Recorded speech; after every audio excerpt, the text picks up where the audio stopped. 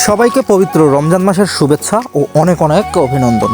অনেক দিন থেকে নওগাঁ যাওয়া হয় না, তাই আজকে বের হয়ে পড়েছি নওগাঁর উদ্দেশ্যে।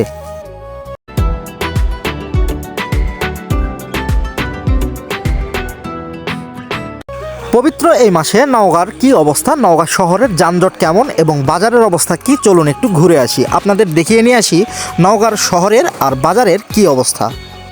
আজকে আমার সফর সঙ্গী হয়েছে এমরান, আর এমরানের গাড়ি নিয়েই যাচ্ছি আমরা নওগাঁ শহরে। আর এখন কিন্তু আমাদের অঞ্চলে ঠান্ডা কিন্তু একদমই কমে গিয়েছে, তাই এই দুপুরবেলা রোদগুলো গায়ে পড়ছে আর অনেক সুন্দর লাগছে। আর এই যে দেখুন রাস্তার পরিবেশ কতই না সুন্দর, চারদিকে সবুজে ঘেরা। আর আমরা এখন চলে এসেছি নওগাঁ শহরে। উকিলপাড়ার এই রাস্তা ধরে আমরা যাচ্ছি কেডির মোড়ে, আর কেডির মোড় থেকে আমরা যাব হচ্ছে একদম শহরের ভিতরে। আমাদের নওগাঁ জেলার পরিবেশটা কিন্তু অনেক সুন্দর, ছিমছাম এবং সব কিছুই গোছানো। এখন আপনারা যে মোড়টা দেখতে পাচ্ছেন এইটা হচ্ছে কেডির মোড়। নওগাঁ জেলায় অনেক মোড় রয়েছে, যা ইতিমধ্যে আপনাদের আমি দেখিয়েছি। বেশ কিছু মোড় আপনাদের দেখিয়েছি এবং চিনিয়েছি। নওগাঁ জেলা কিন্তু মোড়ের শহর, আসলেই মোড়ের শহর। কতই না বিচিত্র নামের মোড়, যেমন কেডির মোড়, রুবির মোড়, তাজের মোড়, কতই না মোড় রয়েছে এই নওগাঁ শহরে। আমার ঠিক ডান পাশেই দেখতে পাচ্ছেন এটা হচ্ছে কেডি স্কুল, আর এই কেডি স্কুলের নামেই এই মোড়টার কিন্তু নাম হয়েছে কেডির মোড়। নওগাঁ জেলায় এই স্কুলটি অনেক পুরাতন এবং অনেক ঐতিহাসিক। আপনারা এই ভিডিওটা 500টা শেয়ার করে দিলে ইনশাআল্লাহ আমি এই কেডি স্কুলের সম্পূর্ণ ভিডিও আপনাদের মাঝে উপস্থাপন করব এবং দেখাবো কেডি স্কুলের আসল চিত্র। নওগাঁ শহরের দিকে ঢুকছি আর মনে হয় জ্যামজট বেড়ে যাচ্ছে। আর এই যে ছেলেপেলেরা হাঁটাহাঁটি করছে, দৌড়াদৌড়ি করছে, সবেমাত্র তাদের স্কুল ছুটি হয়েছে, এই কারণেই তাদের এত আনন্দ। আর এখন আমরা আছি বাটার মোড়ে, আর এইটাই হচ্ছে নওগাঁ জেলার সবচাইতে ব্যস্ততম এলাকা।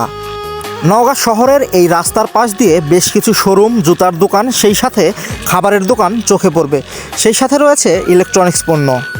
আপনারা যারা এর আগে নওগাঁ জেলায় আসেননি, এই ভিডিওটার মাধ্যমে আপনারা অনেক কিছুই জানতে পারবেন নওগাঁ জেলা সম্পর্কে এবং নওগাঁর শহর সম্পর্কে।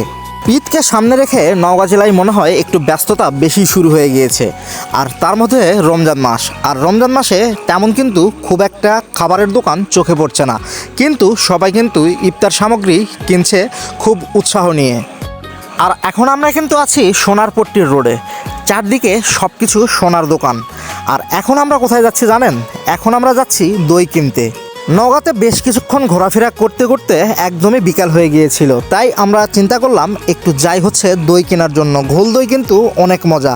আর আমাদের এইখানে বালুঘরা নামে একটা জায়গা আছে, এই বালুঘরা জায়গাতে দারুণ দারুণ কিছু দই পাওয়া যায়, যেটা খেলে আপনার মনে থাকবে সারা জীবন। তাই যাচ্ছি ঘোল দই কেনার জন্য, কারণ ইফতারিতে ঘোল দই খেতে কিন্তু ভালোই লাগে। সব জেলাতেই বিখ্যাত কিছু অঞ্চল রয়েছে, যেমন বিভিন্ন জেলাতে বিভিন্ন অঞ্চল বিভিন্ন জিনিসের জন্য বিখ্যাত। আর আমাদের নওগাঁ জেলাতেও বেশ কিছু জায়গা রয়েছে যেটা বিভিন্ন জিনিসের জন্য বিখ্যাত। আর তার মধ্যে এই বালুভরা জায়গাটি এই দইয়ের জন্য অনেক অনেক বিখ্যাত। মিলাদবাড়ি কিংবা বিয়েবাড়ি, আমাদের এই অঞ্চলগুলোতে যেই অনুষ্ঠানই হোক না কেন, এই বালুভরার দই ছাড়া যেন অনুষ্ঠান একদমই অসম্পূর্ণ। তবে কয়েক বছর আগে থেকে এই বালুভরার দইয়ের মান অনেকটাই কমে গিয়েছে।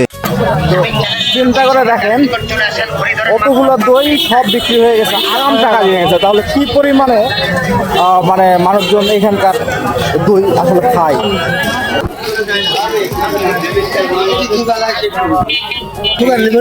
পাতলা পাতলা দই, পাতলা এটা আপনার 860 আর বড়টা আপনার 260।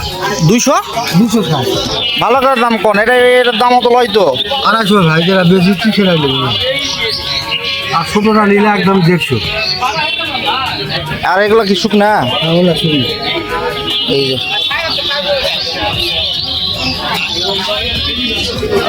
দাদা, আপনার নাম? আমার নাম গণেশ। গণেশ, এখানে বাসা নাকি? হ্যাঁ, বালুঘরা। বালুঘরাতেই বাসা। তো বালুঘরার দইগুলা বিখ্যাত কেন হয় একটু বলবেন? বালুঘরার দইগুলো ভালো আমরা তৈরি করি, ভালো দামে বেচা। ভালো, আসলে খাঁটি দুধ। হ্যাঁ, খাঁটি গরুর দুধ দিয়ে আমরা তৈরি করি। আচ্ছা আচ্ছা, ঠিক আছে। এই যে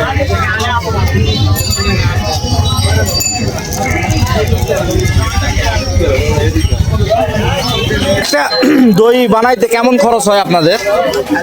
এখন দুধের দাম বেশি একটু, এটা আপনার 200 পার খরচ পড়ে। কেমন বিক্রি বেচা বিক্রি কেমন? ভালো। ভালো না? হ্যাঁ। তো প্রিয় বন্ধুরা, আমি কিন্তু একটা ঘোল দই নিয়ে এনেছি। তো বালুভরার দই কিন্তু আমাদের নওগাঁ অঞ্চলে অনেক বিখ্যাত। বালুভরার এই বাজারটি কিন্তু শুধু দইয়ের জন্য বিখ্যাত না, এইখানে দেশি মাছ কিন্তু পাওয়া যায় এই বিকালবেলা। প্রিয় বন্ধুরা, যে ছোট মাছও কিন্তু পেয়ে গেলাম বালুভরা বাজারে। কেমন আপনাদের বালুভরা বাজারে মাছ আছে? মাছ, হ্যাঁ, প্রচুর মাছ। আর এই যে আপনারা যে বালুভরা বাজারে আপনার এই যে দই বিখ্যাত, এটা কেন হয়েছে একটু বলেন তো। এটা ভালো ঘরে ঘোষ সেখানে বেশি ঘোষ বেশি, তাই না? হ্যাঁ। ধন্যবাদ। প্রিয় বন্ধুরা, আজকের ভিডিওটা কেমন হয়েছে অবশ্যই আপনার মতামত দিয়ে কমেন্ট বক্সে জানাবেন, তাহলে আমি একটু উৎসাহ পাবো ভিডিও বানানোর জন্য।